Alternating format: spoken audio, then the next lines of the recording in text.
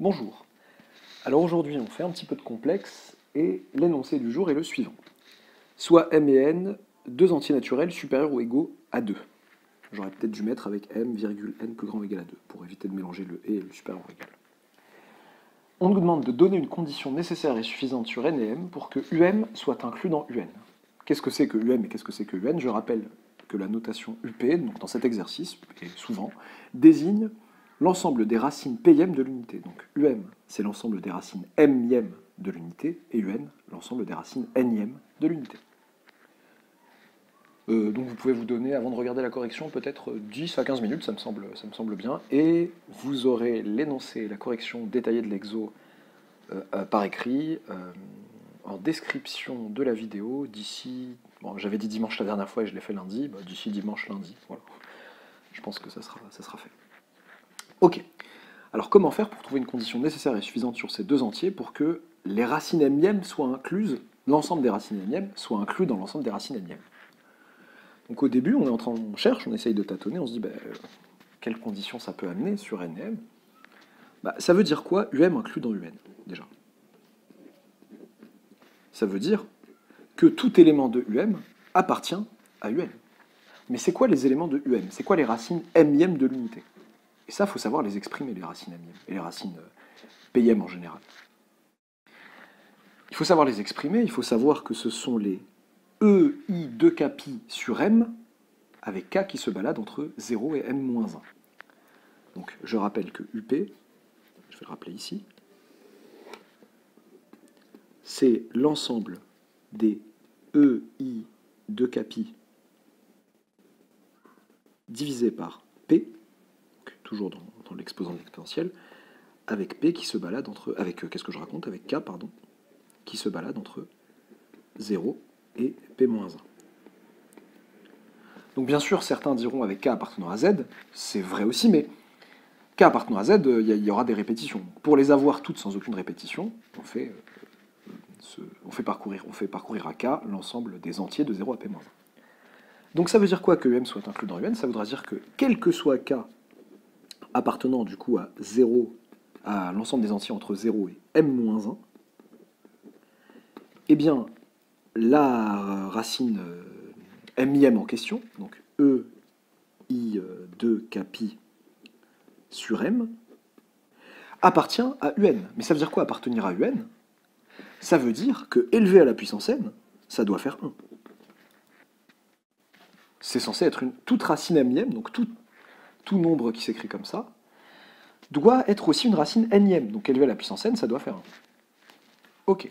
Ce qui veut dire que quel que soit k compris entre 0 et m-1, donc dans l'ensemble des entiers de 0 à m-1, eh bien i fois 2k n pi, je sais pas pourquoi je dis n et je le mets pas, n pi sur m doit être égal à 1.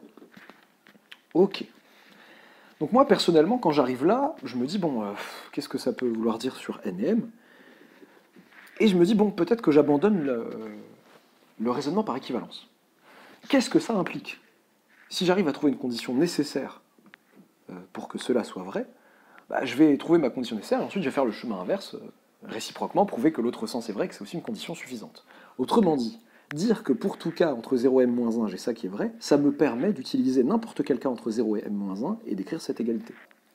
Ça implique donc, en fait, je perds l'équivalence, en particulier, donc quel cas je vais choisir? Si je choisis k égale 0, ça fait ei0, ça fait 1 égale 1. Merci. Scoop du siècle, ça change pas grand-chose. Qu'est-ce que je peux prendre comme cas? J'ai bien envie de prendre k égale 1 parce que du coup, il n'y aura plus que n et m qui interviennent. Mais est-ce que j'ai le droit de prendre k égale 1? Oui, parce que l'énoncé est sympathique, contrairement peut-être à l'énoncé que je prépare à l'écrit. L'énoncé est sympathique, il me dit que m et n sont supérieurs ou égaux à 2. Donc m-1, c'est supérieur ou égal à 1. Donc il y a bien 1 dedans, quoi. Entre 0 et m-1. Alors si c'est pas le cas, si l'énoncé dit juste que m et n c'est des entiers naturels non nuls, par exemple, il faut traiter le cas m égale 1 à part, quoi. C'est un peu agaçant. Donc, en prenant k égale 1, qu'est-ce que ça me fait?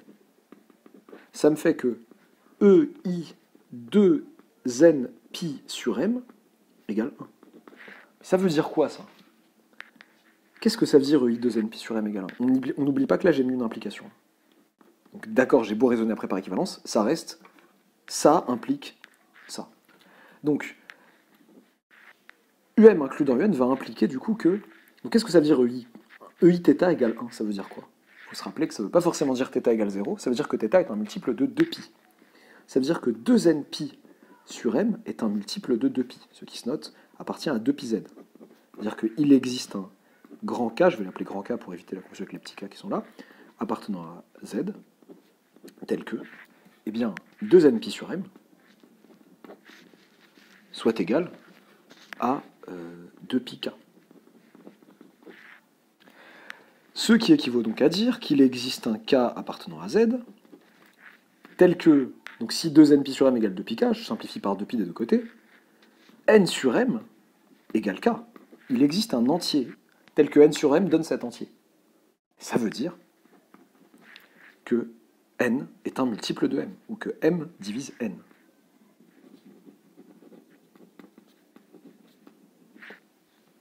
Ok, alors ça c'est une condition nécessaire que j'ai trouvée. J'ai montré UM inclus dans UN implique, à cause de ce passage, que n est un multiple de m.